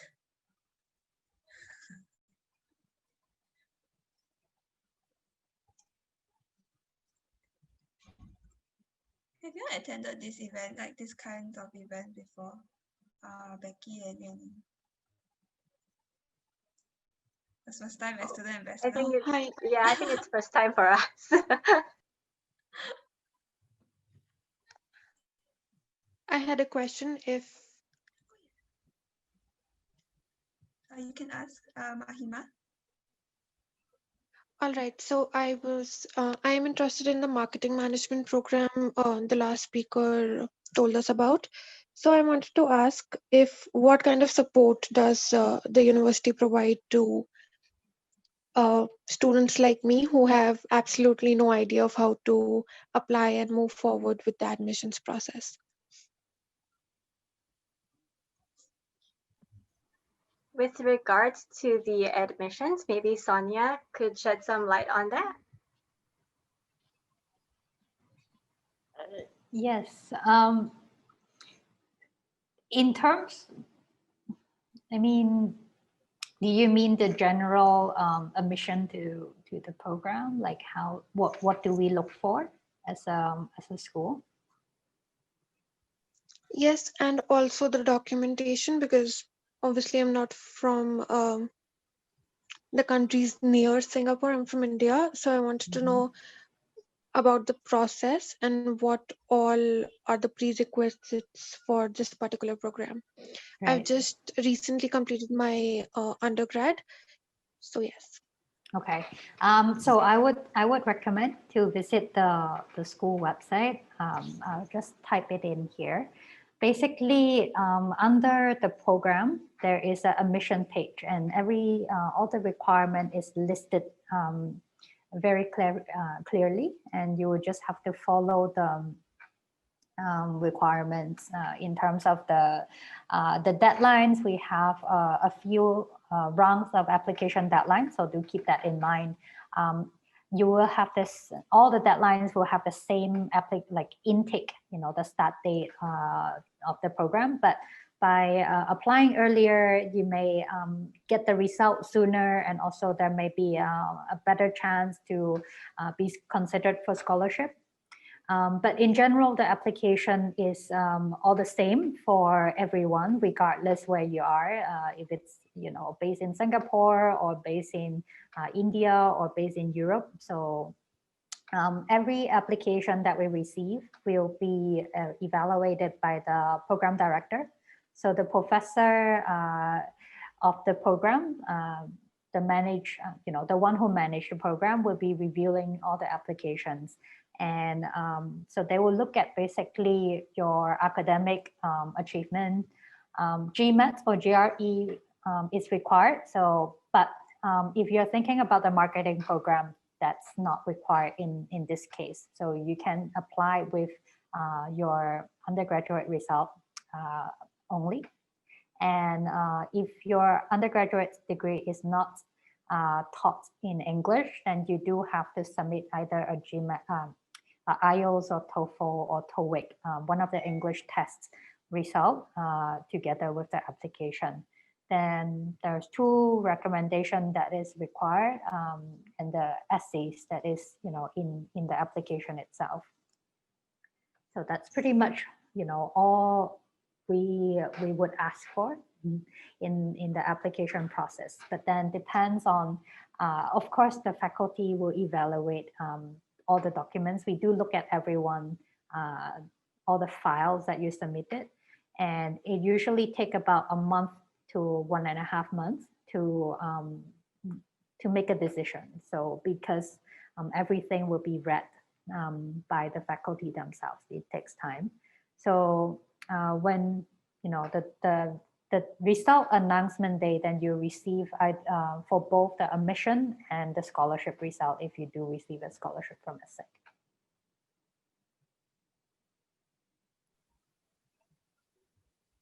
Does it make sense? Is it straightforward enough? Yes, all right, thank you. Okay. Thank you, Sonia and Mahima.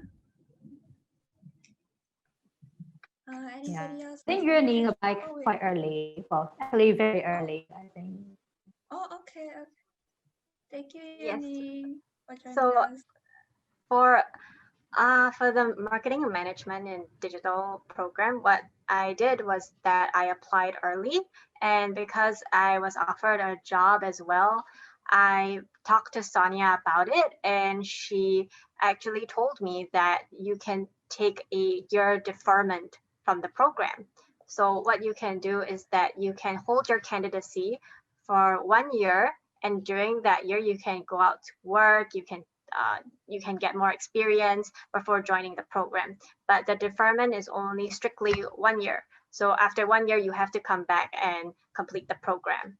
Yes. So that's what I did. I took a 1 year deferment to get some work experience first before I joined the program and started my master's.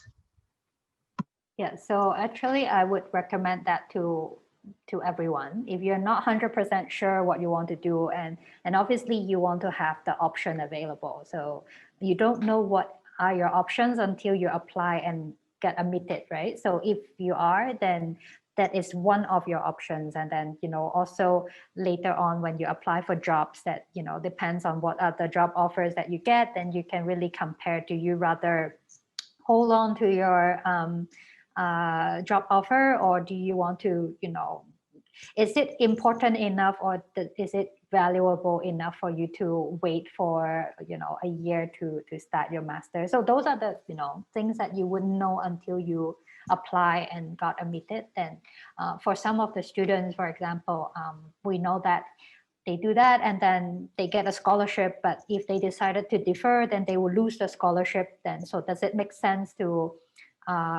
work and give up the scholarship? So those are all the, questions, or we won't know until you actually, after your application is being reviewed.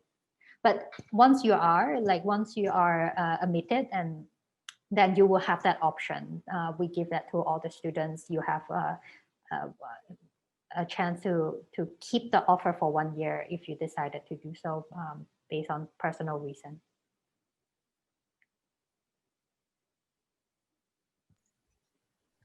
All right. Earlier you mentioned about doing an internship for 4 to 6 months at the end of the program, or a job if applicable. So I wanted to know if the university provides the infrastructure or a placement drive for the students, or the students would have to go on their own to find internships or job. It is important to know that ultimately the students are responsible to apply on their own. I mean, it's not given, we cannot say we guarantee a placement when you enter the program, but it is part of the program. That means everyone would need to have it. But if you look at the history of ESSEC, everyone eventually have something, as long as you go through the career service, the training that they provide, and the resources. So perhaps, I don't know, Becky and Yuning and Morris can probably tell you a little bit about, what they have, how they have used the career service so far, and all the different events and activities that is provided to the students. There is a career day, was last month, I think in November. So I know Becky attended one of the sessions. Tell us a bit. Yeah, maybe I can share. So it's also a virtual career day. So we did it on Zoom, and I registered for a company session. So in half an hour, they will share their company background, and they also have representatives that I can talk to them one-on-one. And so I also share with them like my experience, what I want to do in the future, and if they have something that's available. And I in the company talk, I saw I hear people are asking questions about if they have internship opportunities. So they just send their CV right away after the talk. So we have career day in November, and later we'll also have one more career day in January for my program. And constantly we have a lot of alumni talks and also company sharing. I attended an alumni talk that's by one of my program alumna who is now working in Capgemini consulting firm. So she shared a lot of her experience, even like the steps of her preparing to get the job of her company. And after her talk, we also mingle with her and networking with her. So I would say there are a series of career events that you will have the chance to participate, and you have a lot of chance to network with the alumni as well. Hope that answer your questions. Absolutely.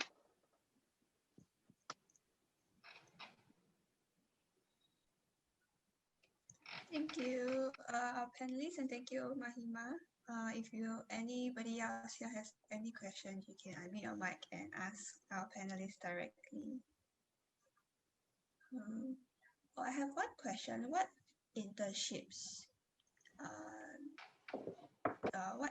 do you normally go for, or like any companies that you all know students are very interested to get into for internships? I know there's L'Oreal, and I know like that's one company that I heard just now. Any others that you are looking for?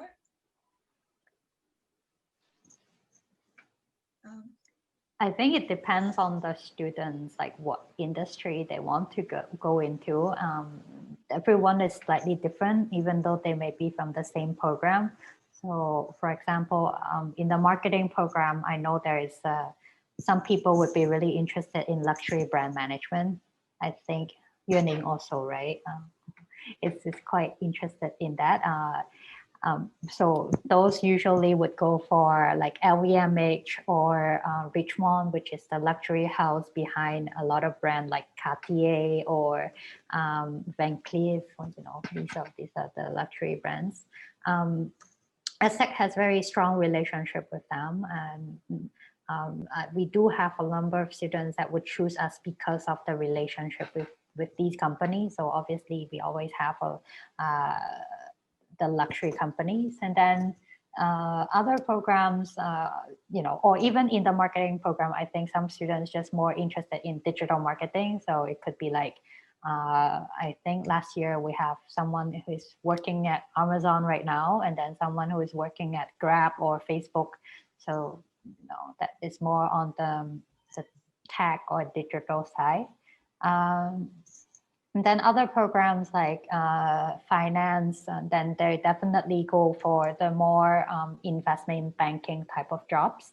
So ESSEC has a very good finance program, and the placement is extremely impressive that, you know, you see fresh graduate coming in and getting a job at Goldman Sachs in Hong Kong or UBS in Singapore or Credit Suisse, you know, all the big name that you hear in banking.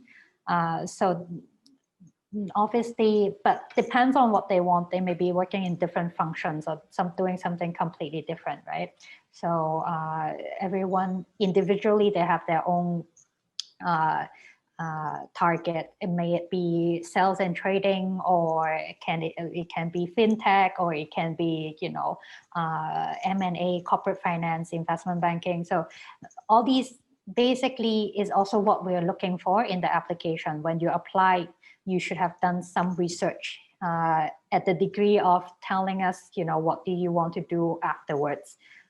So if you have no clue, then obviously it's very difficult to convince us that in 8 months time, you would know what you want to do. And it's such a short program. So the earlier, the sooner you have a concrete direction, is easier also for us to help you to find, you know, connection, or to reach out, or to get, you know, the support that you need. Because, you know, if you need 3 months to figure out what you need, then you're basically 3 months behind job searching, and 8 months program, that's quite a lot of time. So, you know, those are the typical, but then we also have students that could be interested in startup or the UN or nonprofit companies and everything. Basically, it's not a school that we would only push students in certain direction. It's really basically there to facilitate and to help them reaching the goal that they have set for themselves. Okay, thank you so much. Yeah, but obviously there are, companies that we are closer with, or, we have a lot of alumni working at these companies. So for everyone, I would always suggest to do a research yourself on LinkedIn. If you type in the school name and the company name together, then you'll know, how many connections is actually from that network. So I ran this as a fun activity with the student ambassador. Then we realized there's what did I say, 3,000 plus ESSEC graduate has worked at L'Oreal. So it tells you how many people actually graduated from ESSEC, has at one point in their career worked at L'Oreal. Then you can run the same for, I don't know, for another university. Then you know, the type of the level or the degree of connection that you have if you join this particular school to your dream company. Okay, thank you. It was very insightful. We have new people coming in to our Zoom session. So Roshini and Chuchen, if you want to ask some questions about what ESSEC Business School has to offer, what internships you just heard about L'Oreal. They have 3,000 alumni, many people. So if you're interested in this, you can ask questions in the chat, or you can just mute your mics and interact with our panelists directly. Yes, it'll be a very fun session. So come.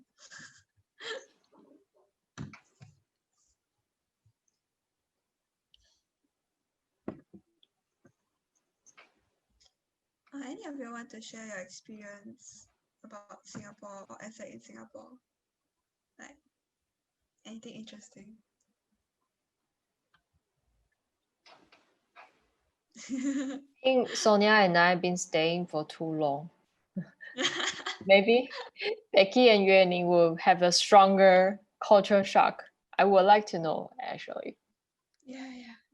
Please share.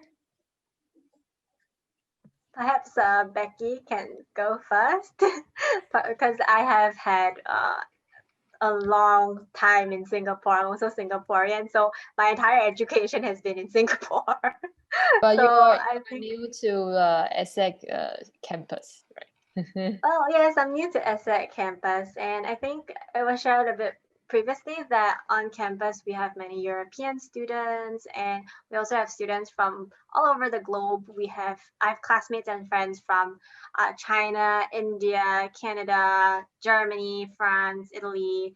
Yeah, it's just like a whole mishmash of different cultures and nationalities, and it's very interesting to speak to one another because we all come from like a variety of backgrounds and experiences, and it makes the classroom very lively, because everyone has different subjective experiences that they all want to share, and they all have different viewpoints on just one issue.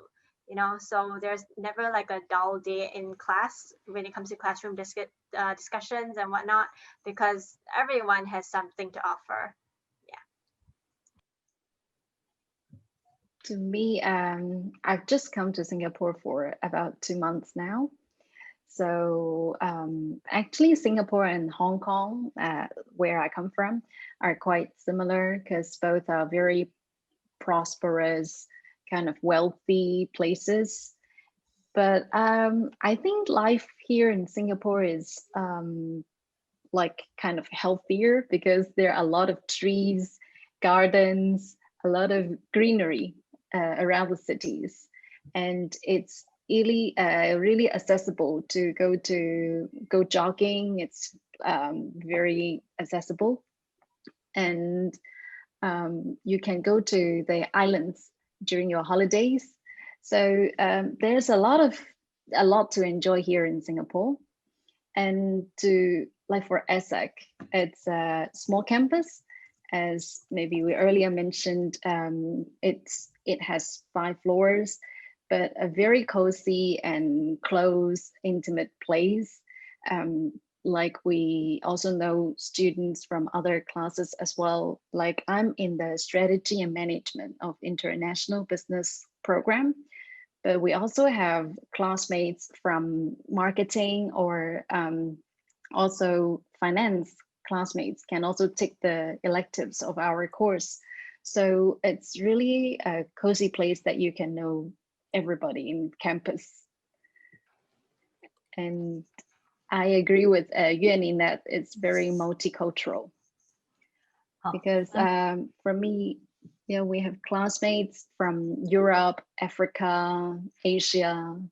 So every day it's like a cultural kind of exchange to me.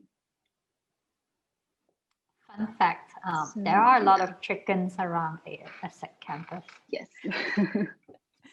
Just that shocked me in my first weekend. It still shocked me sometimes. You don't expect that in Singapore.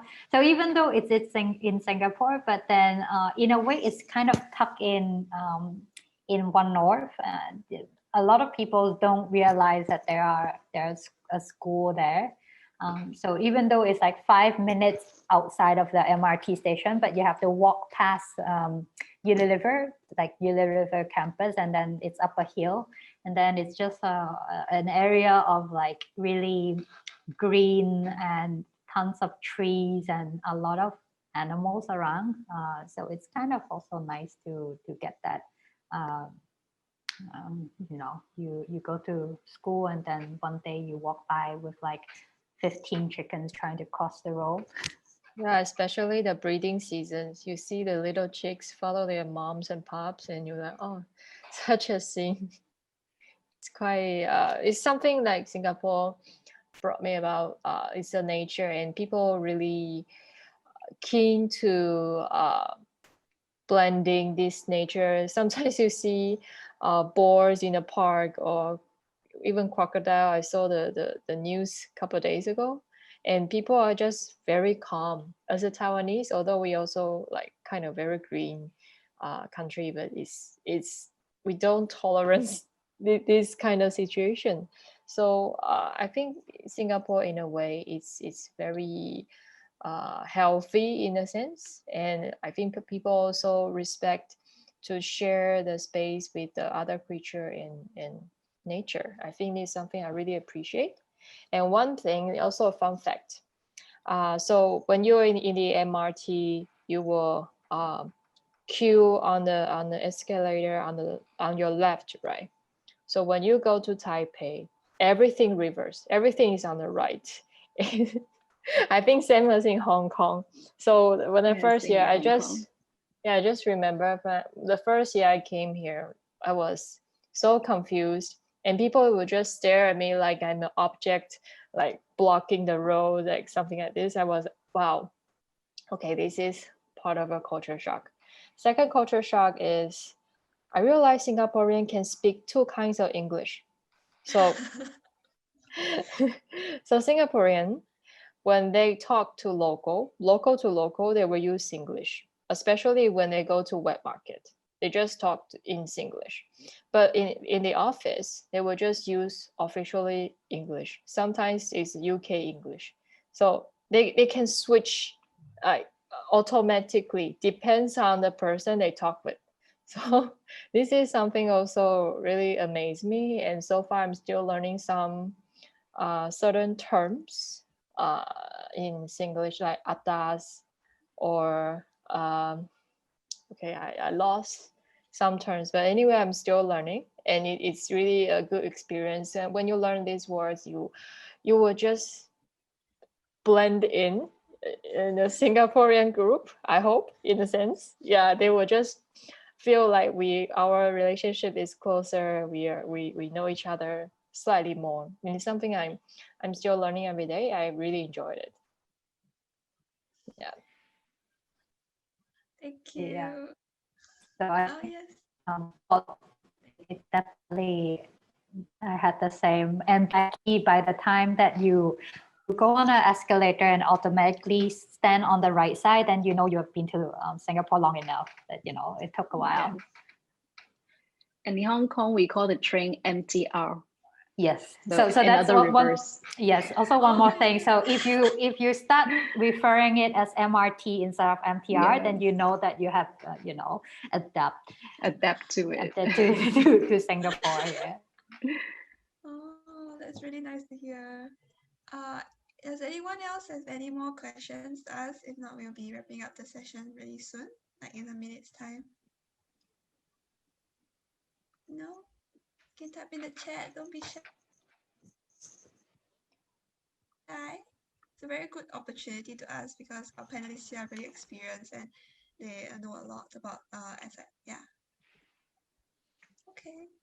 Anybody has any final word or closing words to say? Thank you, Frodo. Thank you, Frodo. Thank you. Thank you.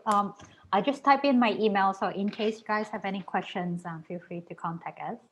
But it's been a good event, and thanks for joining.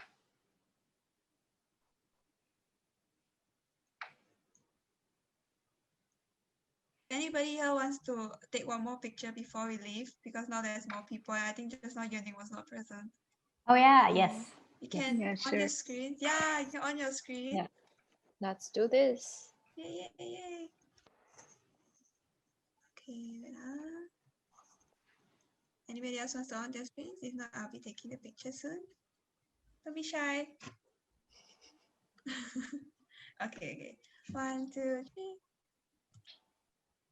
Okay, Ken. Thank you. Thank you so much. Thank you. Have a great weekend. Session out. Thank you. Thank you, JJ. Thank you.